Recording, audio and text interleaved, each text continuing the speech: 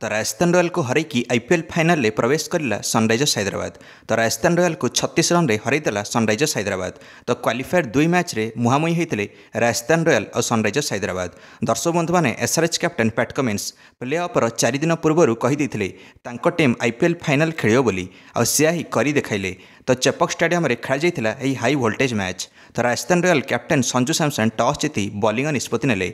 आशा थिला जे second batting रे ड्यू पड़ो आ फायदा हम राजस्थान रॉयल बैट्समैन मानू, किंतु संपूर्ण उल्टा पड़गला। तो एसआरएच बैट्समैन अभिषेक शर्मा आरंभ आसिले ओपनिंग रे आ भयंकर माड मारे आ 12 रन करके धुआंधार आउट हो गले। किंतु ट्रेंट बोल्ट धड़ाधड़ 3टा विकेट नहीं गले एणिकी राजस्थान रॉयल तरफ। दर्शक बंधु मैंने आरआर तरफ 32 रन देते एणिकी 3टा विकेट उड़ाई ट्रेंट बोल्ट। एसआरएच किंतु रन बाड़ाई चलता एणिकी 68 रन कर सनराइजर्स हैदराबाद पावर प्ले रे 6 ओवर रे ही। एणिकी राहुल त्रिपाठी 15 बॉल रे 37 रन धुआंधार इनिंग्स खेली आ भितर आउट हो गले। ट्राविस हेड भी तापर आउट हो गले। एसआरएच 69 रन रे 4 विकेट हरई देथिला। 10 ओवर शेष हो जाता एणिकी आवेश खान 14तम ओवर आसिले आ 2 दिग्गज बैट्समैन को आउट करदे एसआरएच रो। नीतीश रेड्डी अब्दुल समाद शिकार हेले आवेश खान रो। विकेट खसी चलता है गोटे आड़े एसआरएच रो आउ गोटे आड़े रन भी आसी चलता है। एथर रन बाड्या आरंभ कले एसआरएच रो घातक बैट्समैन हेनरी क्लासेन। दमदार इनिंग्स खेलिले 34 बॉल 50 रन, जहाँ साहाय्य एसआरएच दल 175 रन कर निर्धारित 20 ओवर रे 9 विकेट हरई 176 रन टार्गेट पिछा कर ओह्लैला एणिकी राजस्थान रॉयल। किंतु आरंभ बहुत धीमा आरंभ कले राजस्थान ओपनर्स माने 20 बॉल मात्र 20 रन कले आरंभ रू। एणिकी एसआरएच रो बॉलिंग बहुत टाइट थिला, प्रेसर सिचुएसन पलि आसला। एणिकी तापरे प्रथम विकेट पड़गला 24 रन रे जेतले आरआर करथिला। यशस्वी जायसवाल तापरे प्रहार आरंभ करिले एणिकी पावर प्ले रो शेष ओवर रे भुवनेश्वर कुमार को बाडेले यशस्वी जायसवाल 19 रन काढ़िले सही ओवर रे 3टा चौका गोटे छक्का मारिकी। तापर किंतु ड्यू जहाँ आशा थिला आसबार ताहा मध्य आसिला नहीं। एणिकी एसआरएच कैप्टेन पैट कमिन्स तापर सब पार्ट टाइम और फुल टाइम स्पिनर लगेदेले।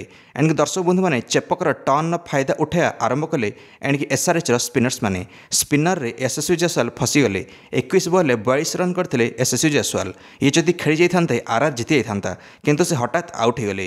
दर्शक बंधु मैंने कैप्टेन संजू सैमसन भी स्पिनर शिकार हेले 11 बॉल 10 रन करके आउट हेले। शहबाज अहमद गेम चेंजर थे एसआरएच पई, मात्र निज 4 ओवर 23 रन दे भयंकर टर्न कर 3टा विकेट नहीं गले। से पावर प्ले घातक साब्यस्त है एसआरएच स्पिनर द्वारा। एणिकी पावर प्ले पर आगामी 40 बॉल मात्र 36 रन करिला आरआर दल। अतिरिक्त 5 विकेट भी हरईदेला। Riyan Parag, are Ashwini, Simran Hetmyer सब आउट हो पाविलियन पड़ते। आरआर को आहरी 36 बॉल 83 रन दरकार थिला। 93 रन रे एणिकी 6टा विकेट पड़ता आरआर रो। केवल ध्रुव जुरेल एका लढ़िले आरआर पई एणिकी 26 बॉल अर्धशतक करिले, किंतु अन्य कौन बैट्समैन मान साथ मिलला नहीं ध्रुव जुरेल को। आरआर मात्र 139 रन करी 7 विकेट हरईला 20 ओवर रे आ सेतिके ही रहीगला आ 36 रन रे हारीगला आरआर मैच। दर्शक बंधु मैंने क्वालिफायर 2 रे एलिमिनेट होगला आरआर दल।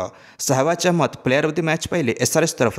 एसआरएच पहुंचीगला फाइनल आईपीएल 2024 एणिकी एसआरएच कैप्टेन पैट कमिन्स एणिकी चेपक रे भिड़े केकेआर सहित रविवार दिन। एणिकी जो हैदराबाद दल 2023 आईपीएल शेष बेले 10 नंबर थिला पॉइंट्स टेबुल। एणिकी नूतन कैप्टेन पैट कमिन्स को पाई एणिकी फाइनल प्रवेश करला आईपीएल 2024 रे। पैट कमिन्स एशेज सीरीज जीतते गत वर्ष, एणिकी से डब्ल्यूटीसी भी जीतते गत वर्ष, वर्ल्ड कप फाइनल भी जीतते। एणिकी यांक अधीन रे एसआरएच पहुंची जाइए आईपीएल फाइनल को। कौन लगुच पैट कमिन्स एथर आईपीएल जितेदेवे कि एसआरएच को? निश्चय निज मंतव्य कमेंट दे वीडियो को लाइक और चैनल को सब्सक्राइब करदे। समस्त क्रिकेट अपडेट्स धन्यवाद।